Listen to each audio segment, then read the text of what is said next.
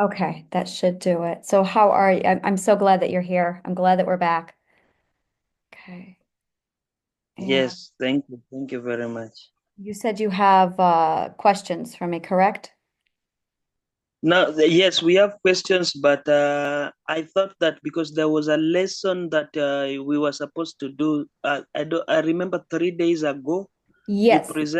you presented that to me, Yes. and then I attempted several times to be on board, but it was not possible. So that is what Wonderful. I want to cover, Yes. and Yeah. then probably tomorrow we shall do QA. Okay. Yeah, this what I wanted to do was map out the subconscious mind.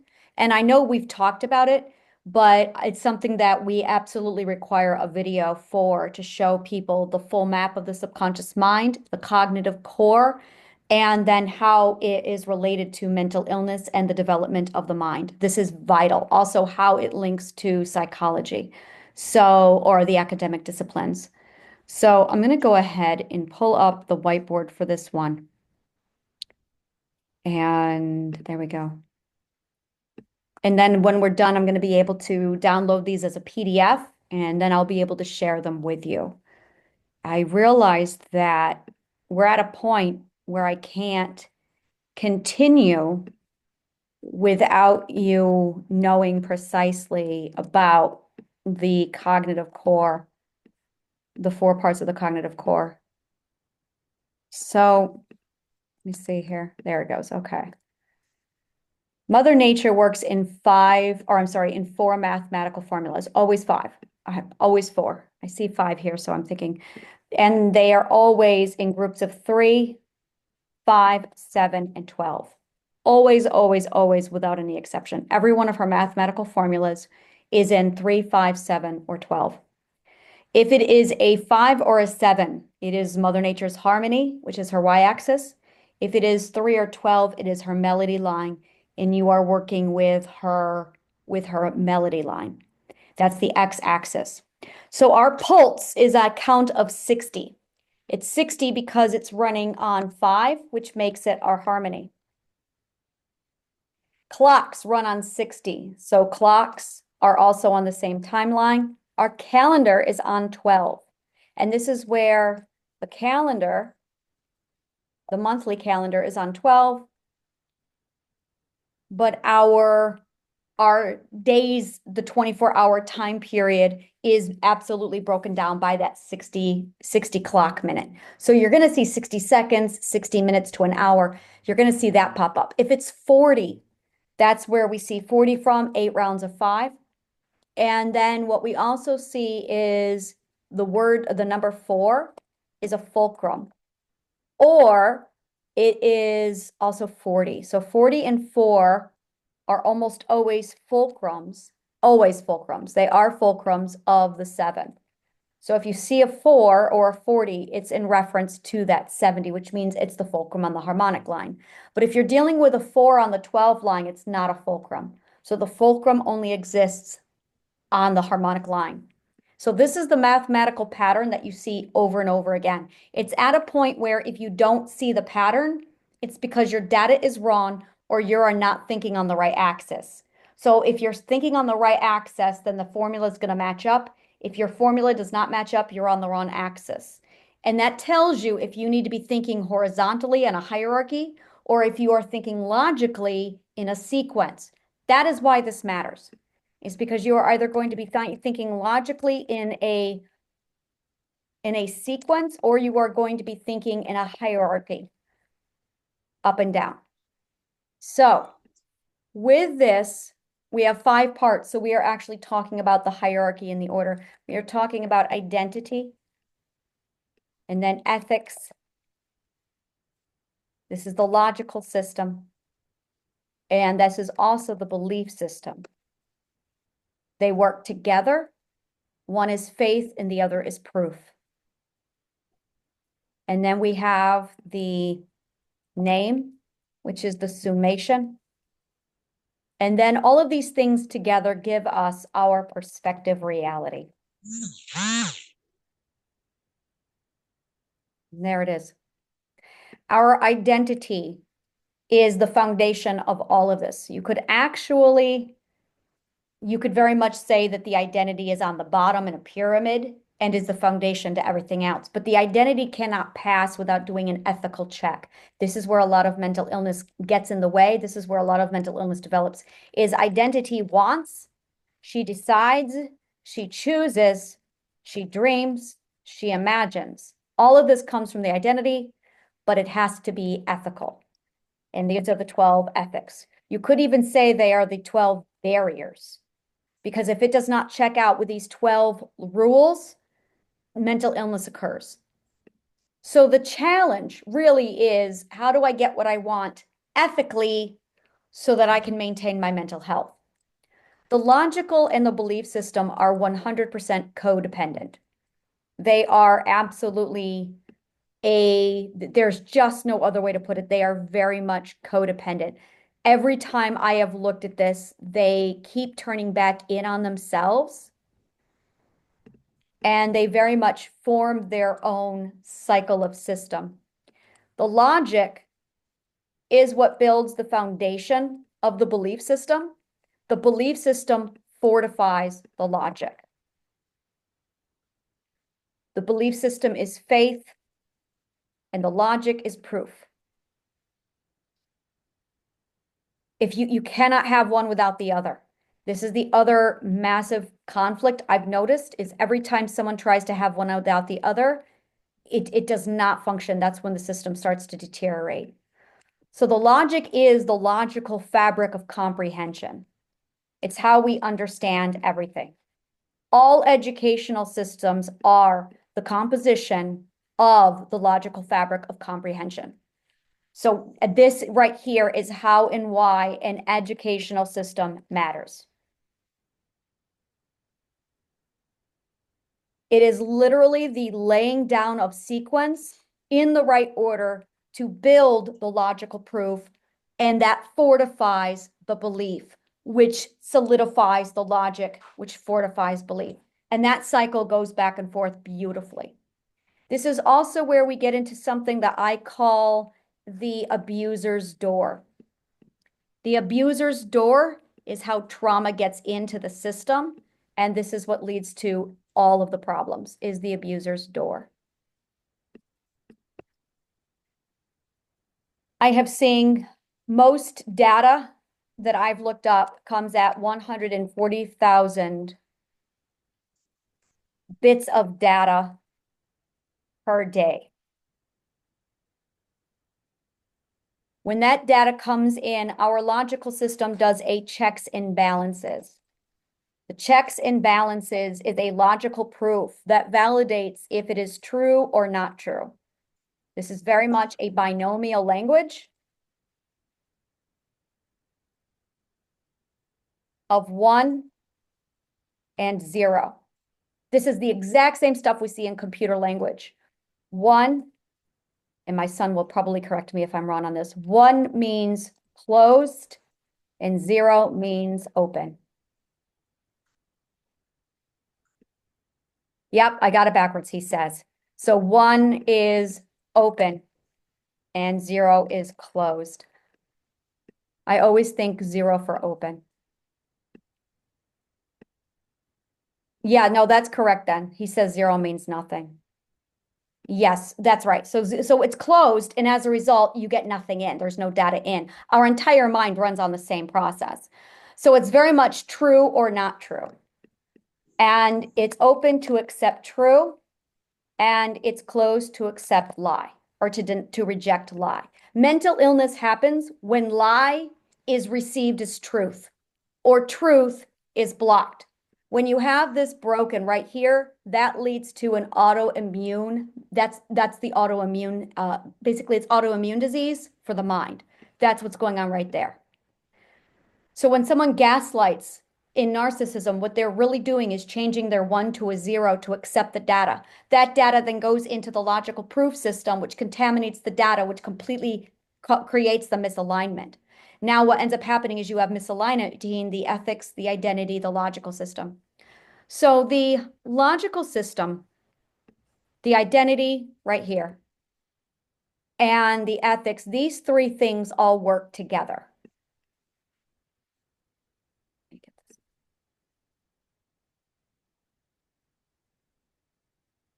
They absolutely work together and they create the same thing. Now, once you get to this point, the part of the system right here, they make up, they integrate together,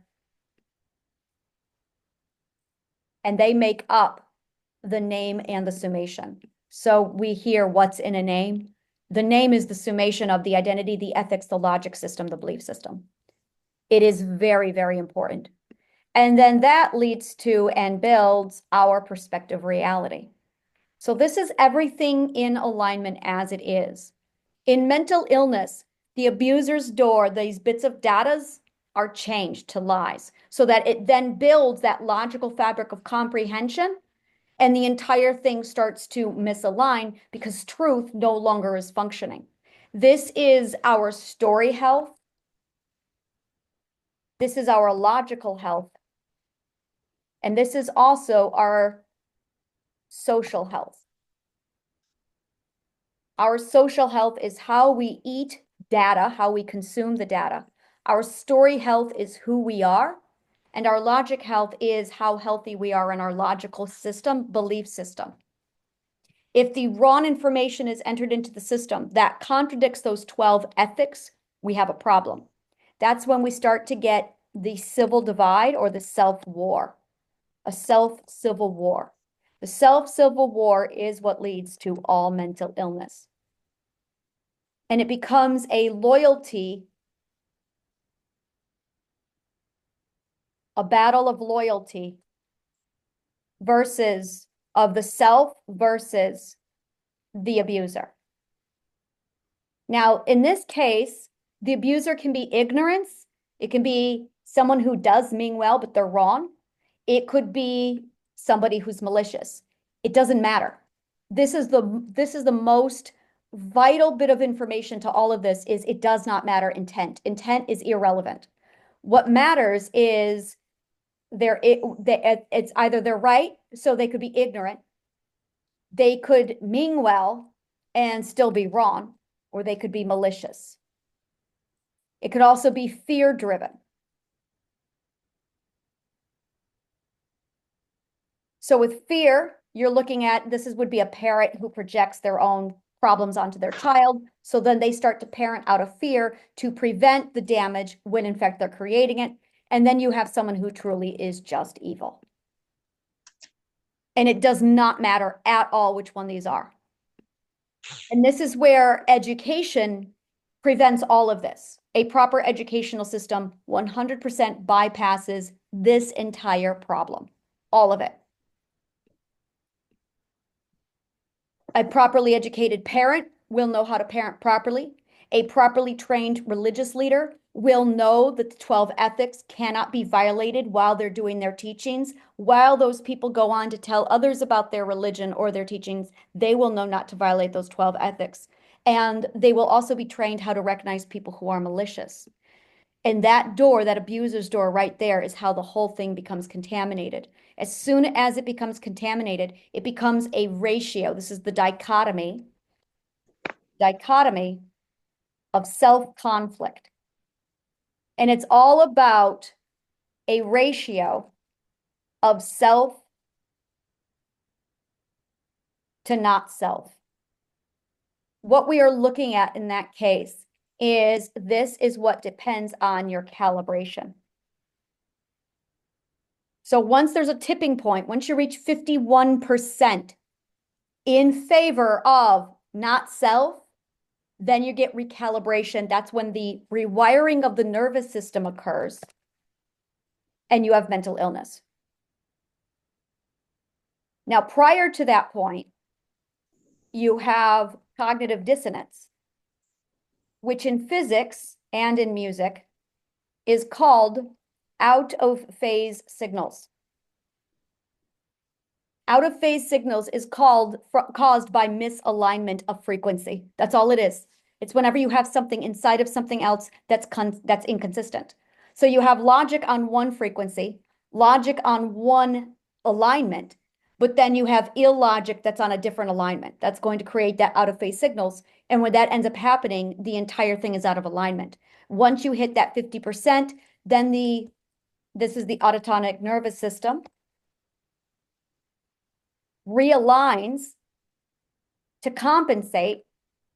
And that's when you have the rewiring of the nervous system into the parasympathetic nervous system.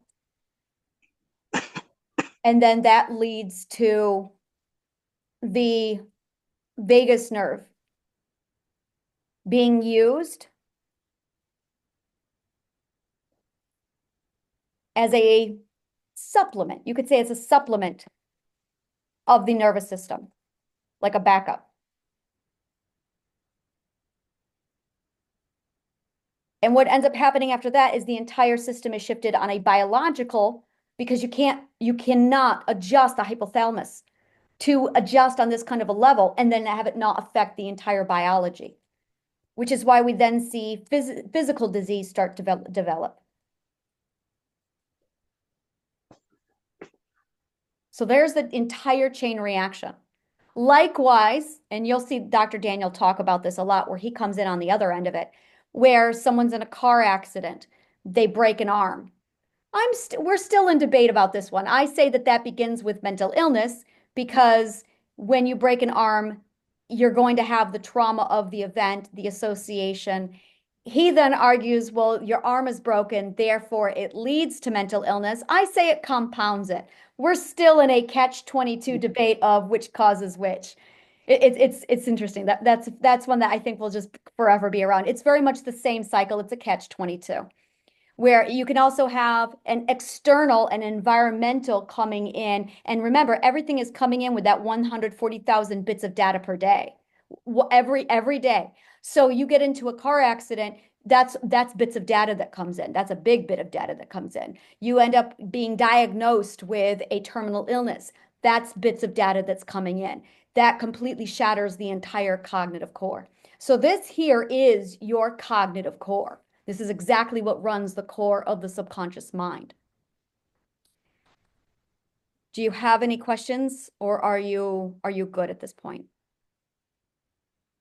I'm flowing very well, Okay. and I like the argument of Dr. Daniel that it is the broken arm that causes mental illness.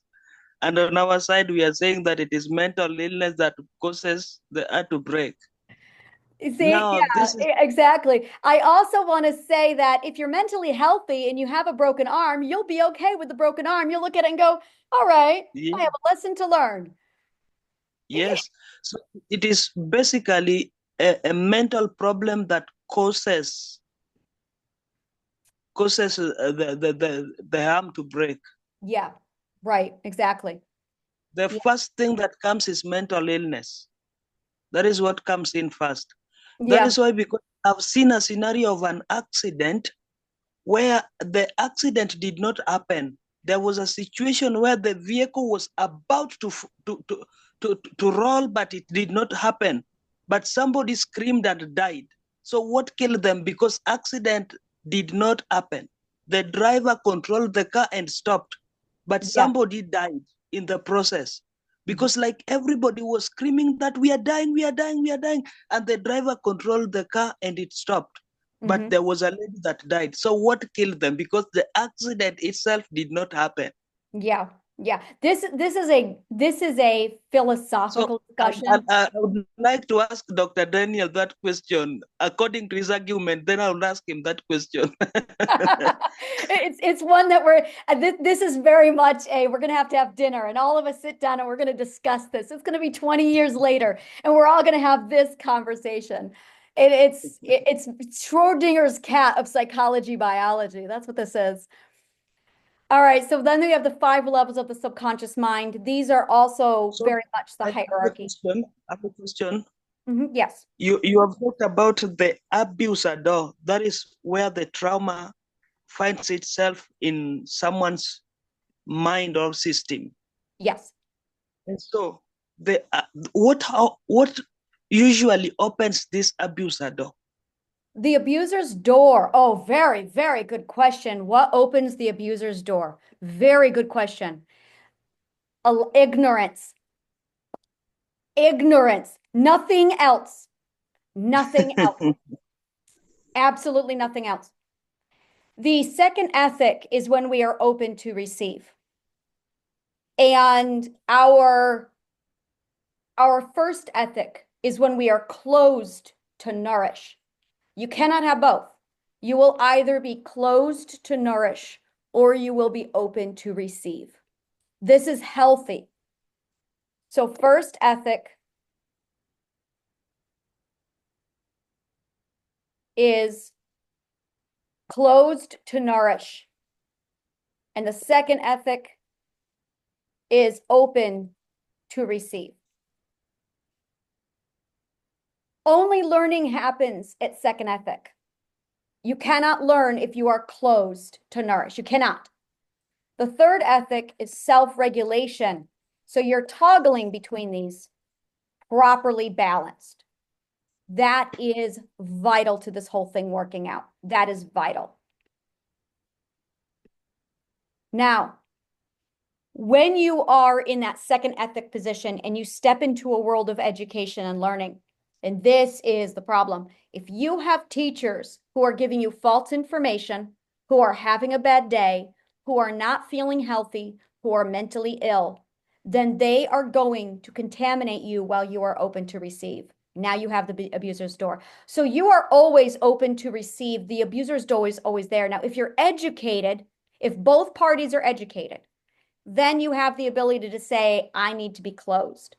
Freedom is the ability to say to a teacher, I can't learn today.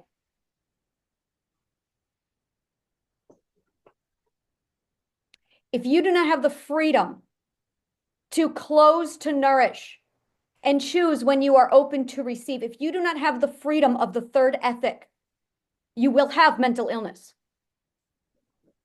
If someone says, well, can't you just try a little bit longer? No, game over. You have violated the second and the third ethic. A person must be free to choose when they are ready to learn and must nourish the self. And no one has the right to violate that choice. This is your second ethic, your power of choice. So when you choose to select a teacher, you are choosing who is going to be trustworthy enough to treat you with the proper care, to protect you and preserve your right. So you can say, I need to close. I'm overloaded. This is what overloading is. You're allowed X amount of bits of data, and then you have to process. And then you have to digest. This is metabolizing data. This is how you literally create knowledge in your intuition, integrated tuition. And then you open to receive and you're able to take in more data. Now, if the data is poor quality, abuse. Absolutely abuse. Now it's contaminating your logical fabric of comprehension. Now you're weaving a fabric line that's taking you away from the truth. Now you are not able to perceive reality properly. Now they've contaminated with your reality, and now you can't make proper decisions to navigate your way through life. This is why teachers really need to be psychologists in the future. It's because you have to be able to assess if the student is free enough to say, comfortable enough, psychologically safe enough to say, I can't learn today. I'm not doing okay. I need to go self-regulate. Okay, self-regulate above all else. You need to have a teacher who says, I'm seeing warning signs. You need to close to go nourish. I'm noticing that you're not nourishing, that you're nourishing too much, that you're never opening to receive. These are things that a teacher has to be aware of. This is, as you can see now, highly complex psychology. And if you give the wrong data, if you say the wrong thing, now you're taking bits of data and you're adding them to a logical line that is compromising their perspective reality. Now they're weaving logical fabric of comprehension and they're not even in the right place. Another huge part of this is you have abusers who come along and say, well, you have to let me teach you. Now they're violating third ethic. They haven't even been approved. And they're already saying, you have to let me teach you.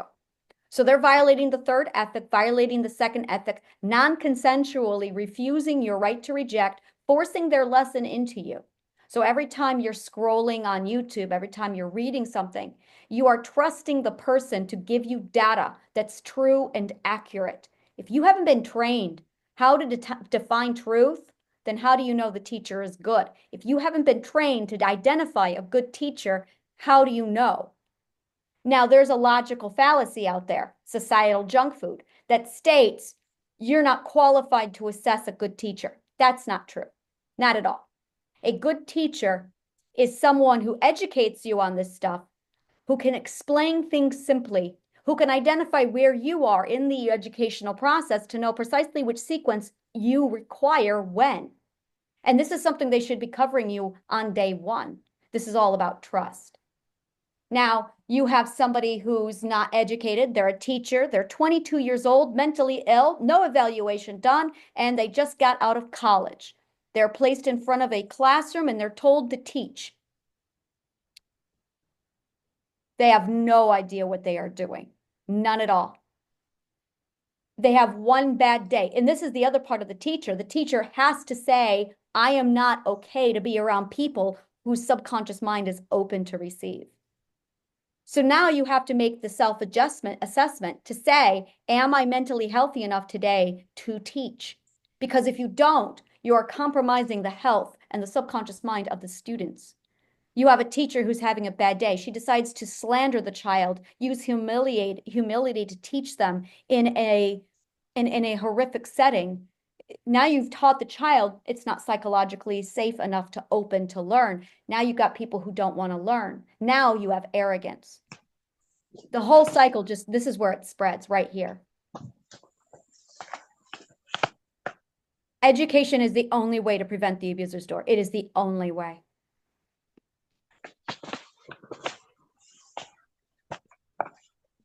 The layers of the subconscious mind. There are 5 layers. The first layer is the one we are all very familiar with. It is where all the voices in our head go to talk and chat with us.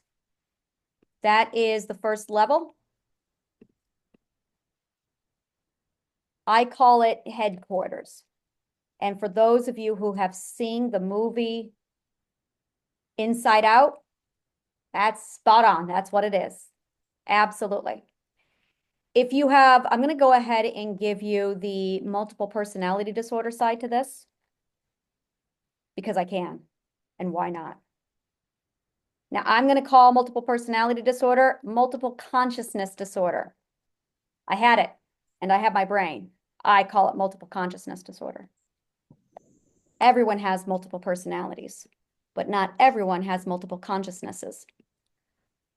So that's not going to be that side. And then we're going to do a non-multiple. Now, I'm guessing this is Anna's exoteric version. So keep in mind, this is the exoteric point of view. I am guessing because I'm not a non-multiple, so I don't know. This is where you guys can tell me better than I can tell you because I'm an exoteric on that subject. So this is going to be the esoteric point of view, the inside point of view of multiple personality. Okay.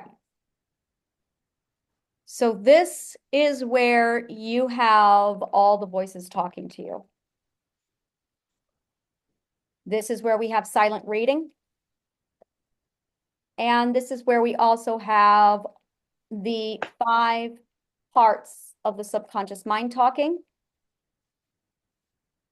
And we also have all multiples, alters talking.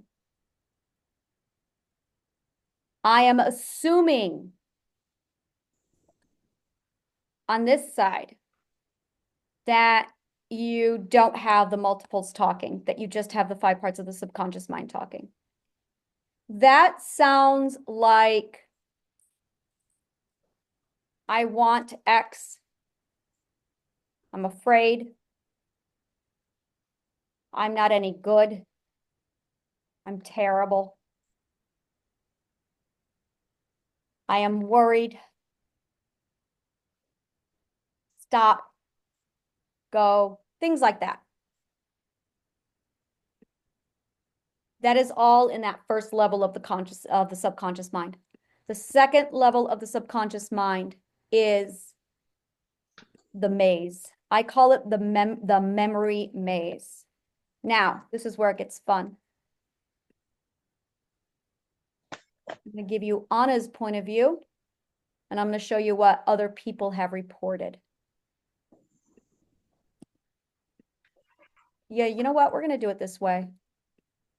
I'm going to do Anna's point of view because I want to make it very clear where my perspective ends and where other people's began. So I'm going to put this here, and then I'm going to show you what other people have told me.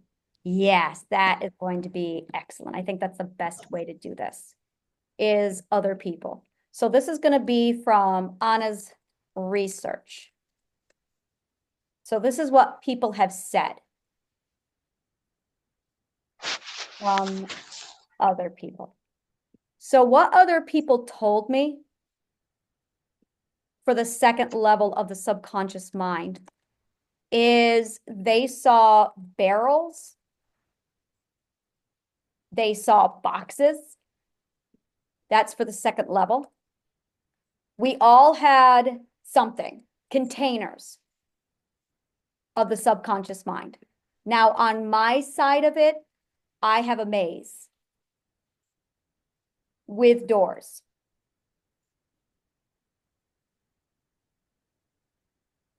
And every door represented a memory.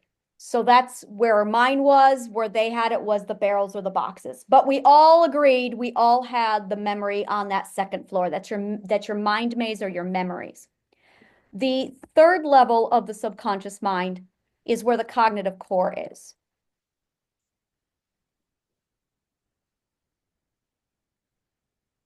Now, this is where no one was here. No one was here. And I know why. You don't get here until you are actually doing self-work and you go past the memories. It's when you find the core self. Identity lives here. And when you do self-work, this is where you go. This is exactly where you go.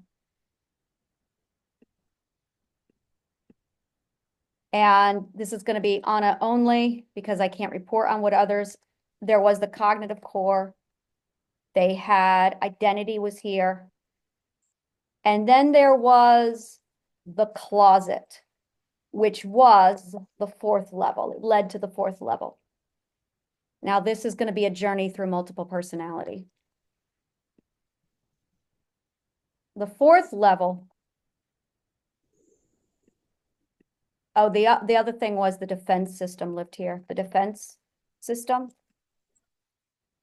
that also was there. The fourth level is where I lived for 32 years. This is the closet.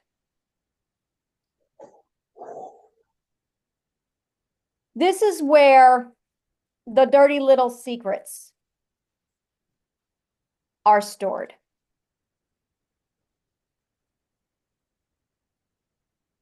This is where we put our fear of masturbation. This is where we put our sexuality. This is the home of the shadow self. This is where I lived, hosts. Well, I wasn't a host. I was the core personality. The core personality goes here during multiple personality. The best way to explain it is memories so terrible that the subconscious mind won't even allow them in the maze. They've been downgraded to the back closet. That's how threatening these memories are. It is very much these memories are too dangerous to even present a danger to the self. So the self-preservation system puts them in the closet on the fourth level of the subconscious mind. This is where a psychologist wants to go. This right here is where everything is. The goal is to soothe the self-preservation system enough So that the self-preservation says, let's go clean out the closet. And then the self-preservation system cleans out the skeletons in the closet and brings them forward. The only reason why I know about this is because I lived there for 32 years. Mine, this is interesting, was a state of pure geometry, exoteric geometry. This is where things get interesting. This is the most extraordinary psychological anything I've ever seen in my life. I've lived here since 1988. December 25th of 2024, a month ago, my son showed me a computer software program called, I think it's called, I don't remember what it's called, Grinder. And Blender, it's called Blender. I told him I needed some geometry software program so I could build geometric shapes because I was getting to a point where some of my science was too complex and I have no drawing skills. So I needed a 3D geometry program. My son sat me down to Blender. He opened it up and I burst out crying. It was my mind. It was my mind. It was home. It was home. I said, this is where I lived for 32 years, in the middle of something like this. It was geometry. Now, I've studied geometry on the outside, exoteric from what other people outside of geometry think they see geometry as. I'd been living there for 32 years inside of geometries, and they did not match up, not even a little bit. They looked completely different. So that when I finally sat down and was inside a Blender, I was literally walking through my backyard. It was extraordinary. The terminology is different. The graphs are different. The locations are very different. And I was able to build from 1988 up to the present. I'm still building there. That's where I do all of my work. So this hypothesis is what I discovered. When my mind split in 1988 and said it's too dangerous for you to be here, it took me and it put me in a closet. The closet is geometry itself. It put me inside of geometry, inside of the self. I believe, I hypothesize that everybody has all of the disciplines inside of them. Mine chose geometry. I don't know why. It explains why I'm so logical, because logic is at the core of geometry. It explains my math skills. It explains everything because I lived there. So I wonder if other multiples are inside geometry, or if they're inside physics, or if they're inside theater and stage. That I won't know until we get multiples who are recovered, who learn the science, and then who can articulate and translate this stuff. So this is data point one. And this is extraordinary. This is something that I'm going to be spending a lot of work on, especially as people heal and we find more people with multiple personality disorder. I have a lot of work that I'm so eager about this. So that being said, this is where Freud did a lot of his, I'm sorry, not Freud, Carl Jung did a lot of his work. This is the shadow self, 100% the shadow self. This is our sexuality. This is BDSM. This is 100% where all of the parts of ourselves that we love, that we can't have, this is where they all go. The fifth level.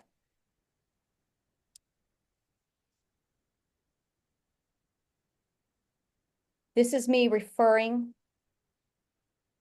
from what pedophiles have told me. This is not what I know. This is 100% what I was referred to, what they described. The pedophiles did confirm the fourth level of the subconscious mind. They did confirm the third level. I know I'm contradicting myself because I block this out until I access it because I don't like to know about this. I don't like this memory. They told me about the fifth level of the subconscious mind.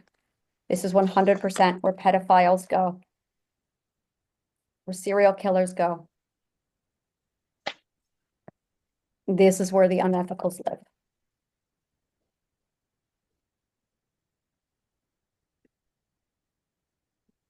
I will talk about this until I reach a point of mental, and then I'm going to shut down and say, nope, can't talk about this anymore. So I'm going to get through this as quickly as I can. There is a time period. a point of a moment, a door. I'm going to call it a door right here. This is the point of no return. 100% of all of the pedophiles I interviewed reached this door. They hated it. They wanted to go back and they could not. They could not find a way. This is the point of any further and you're not coming back. I don't know if this is true. Every one of them tried to break their addiction. None of them succeeded. Every one of them expressed that they wish they had help. Beyond this door, what they described was a surrendering. If you can't beat them, join them. They gave up. They couldn't fight it.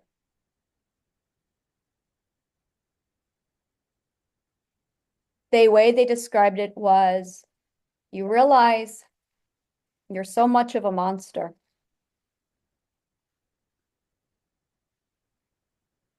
That you can't possibly win. So why fight it? That is what they said to me.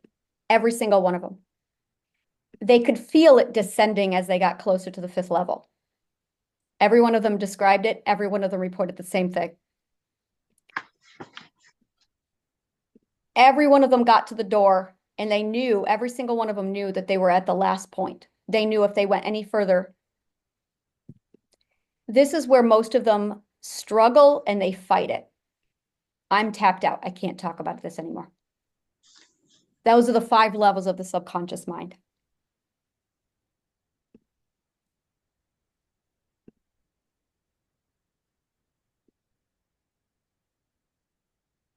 The next is the parts of the subconscious mind system.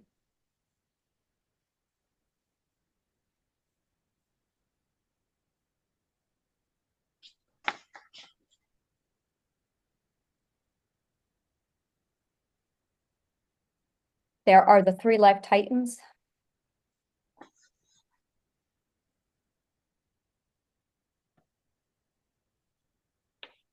And they are identity, the subconscious mind. That's going to confuse you in a minute. I'll clean that up here.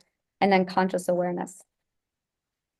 Every one of them has a job. This is the education that everyone needs. And I do mean like from birth. There is the defense system, the self-sailing system,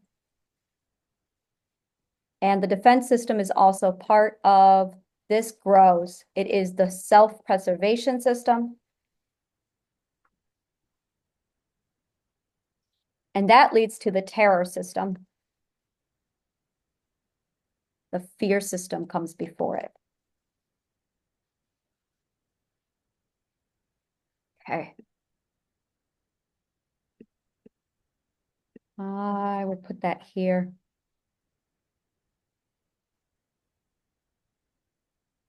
Okay, and then the self-sailing system, and that is going to be your intuition. And, well, we're just going to call her Mother Nature. All right, so here is how this works. The guilt system is part of the fear system. All right, here we go. So the 3 life titans are the 3 core pieces of the identity of the entire system. The identity is the captain, and they choose the heading. The identity is also the inner child. I love asking people this question. I have had people say 3 to 10 years old. Mine was 8. And there's always a gender. Well, sometimes. I can't say always. Sometimes there's a gender. It's all 3 genders. There's boys, there's girls, and there is transgender, non-binomial or non-bigender. So it's very much the gender is there, the age is there, and this is our dreams, our imagination, and what we want. The subconscious mind is the self-preservation system. And their only job is to keep the unit safe. That is all it does. It checks for alignment. It oversees the cognitive core. And then the conscious awareness is you. This is your educated awareness, and this is the problem. The educated self. This is a big eye roll. This is it right here. The educated self. The conscious awareness can only do the job as educated as they are. I could say as good a job as they are educated to do. There you go. Yes. There it is. There it is.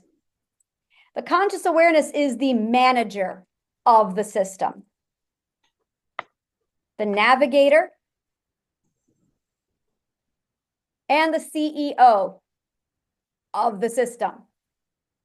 So you can see why people have mental illness. It's because there's no education on this at all. It's right here. Now, as soon as the conscious awareness is educated and trained, not a problem. Not a problem at all. Really, that's all it is. Let's train your conscious awareness. So if you think of it this way, as the conscious awareness is actually the first mate, while the captain is 8 years old going, I want to go here, but the conscious awareness has to make sure everyone is balanced and everyone is working properly. The subconscious mind is where all emotions come from. And this is where I'm going to be a pain. All feelings come from identity. Feelings come from identity and are permanent. All emotions come from the subconscious mind and the cognitive core and are temporary. Emotions are energy. Feelings are force. And conscious awareness oversees all of this. The self-preservation system is what the subconscious mind uses to keep it safe. You could say that the self-preservation system is very much a tool of the subconscious mind and identity. It works together. The self-sailing system is very much that's the intuition, the full calibration, and the barometer of Mother Nature to make sure everything is running and operating in order. So you have the intuition working with the identity and the self-preservation system so that the whole thing moves properly. Emotions and the subconscious mind, that self-preservation system, cognitive core, all of them come from there. This is where it's beautiful because you can see the breakdown and the progression of where all the emotions are in relativity to the ethical progression, as well as the cognitive core. It's extraordinary to see. I have tons of graphs on that so you can see the entire mapping system of it. Yes. Do you have any questions?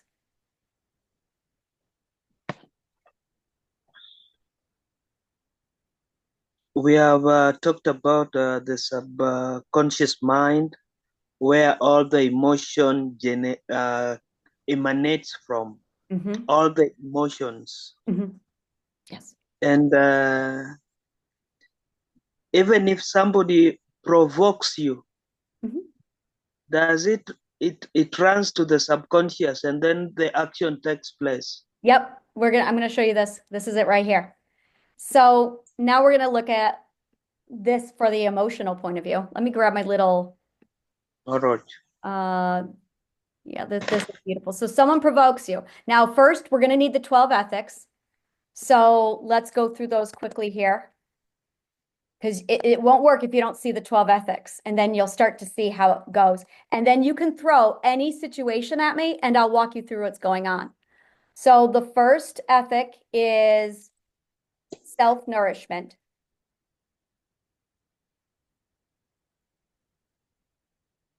Second is self-authority. Third ethic is self-regulation, freedom. Fourth ethic is discernment. Fifth ethic is accountability. Sixth is equal footing and self-value. Seventh is humble submission to learn, which is receive. Effective communication, transmit. Now we're getting into power economics. 9 is sharing. 10 is emotional fluidity. Freedom again.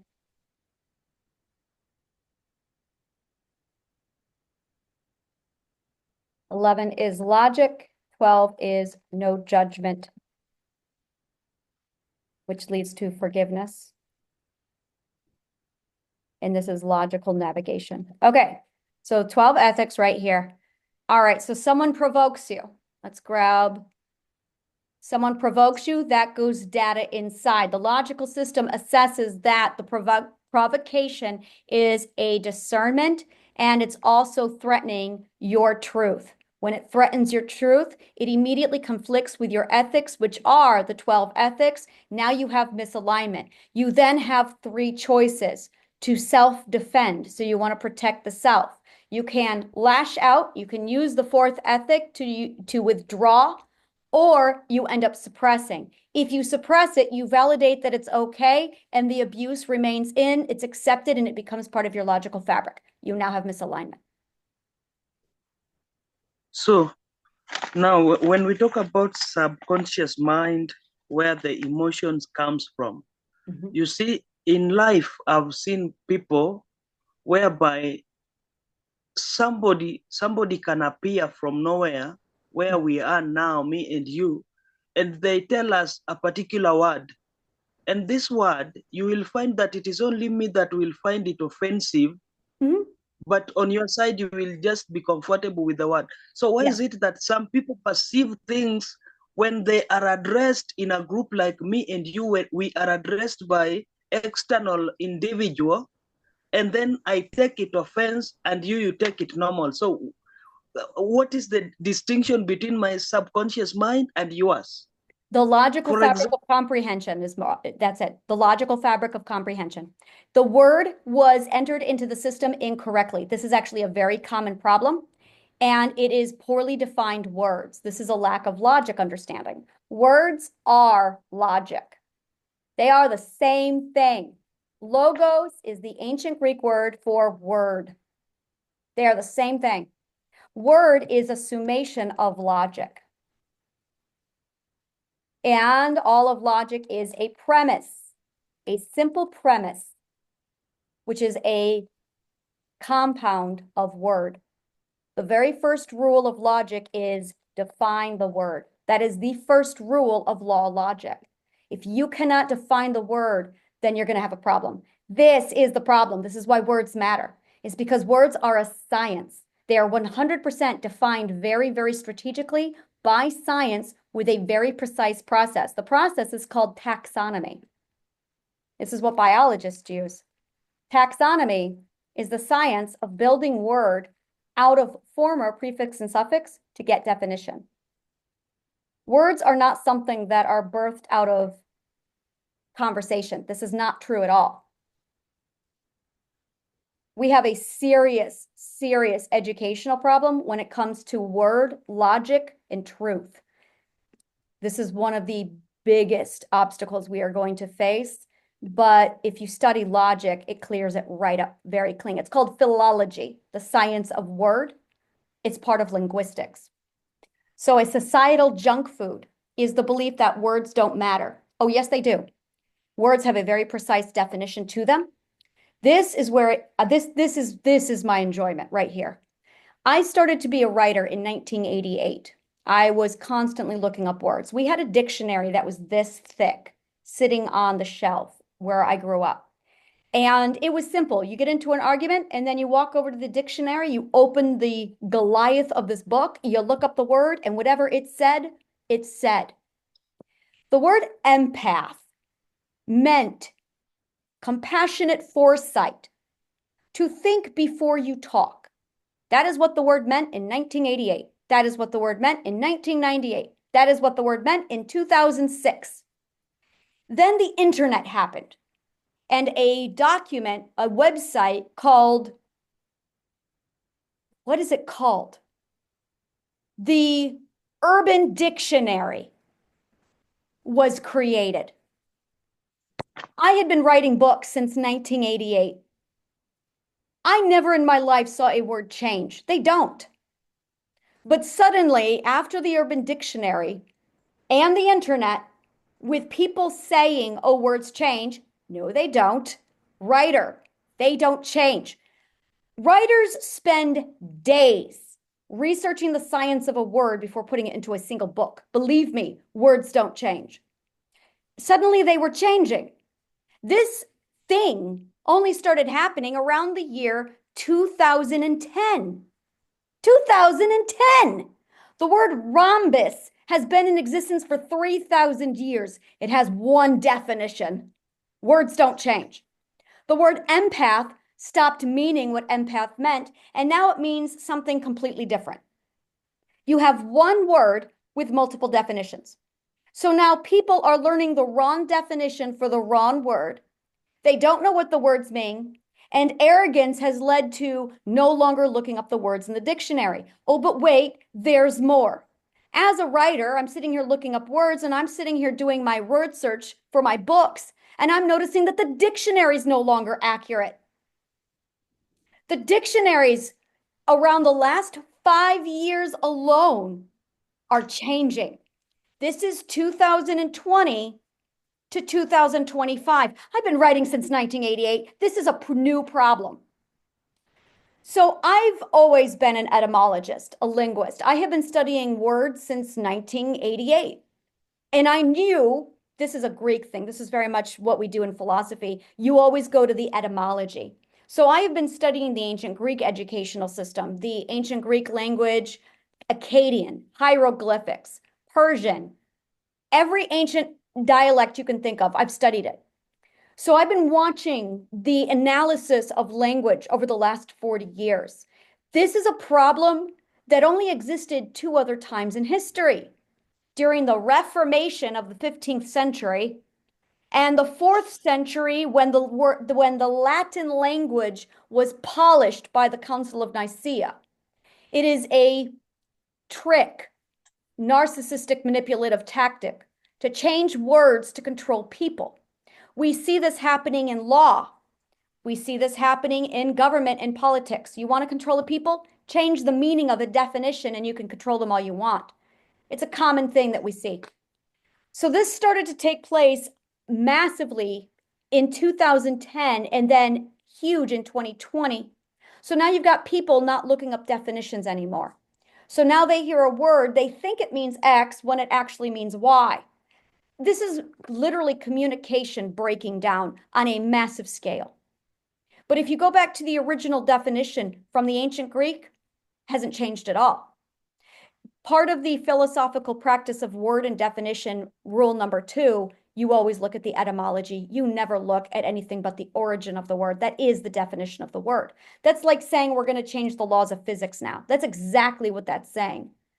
So as a result, people aren't respecting or honoring what word actually is. So now you have definition A, I have definition B. So now our definitions are not matching up.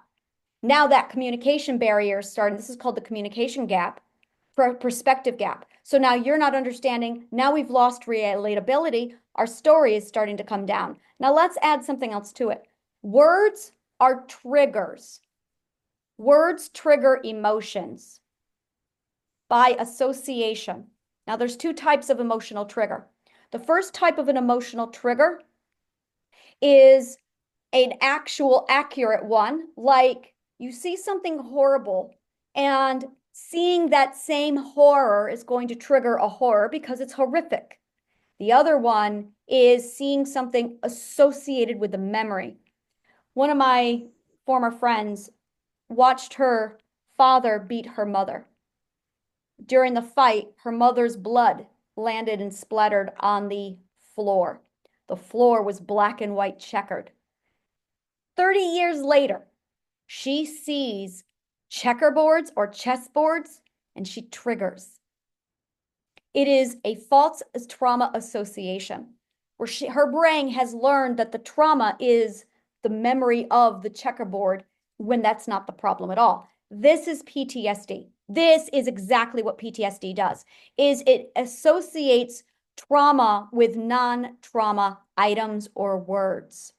One individual that I had been acquaintances with, he was abused so severely by the hierarchy, by his father's hierarchical status, that he used the word up as a trigger.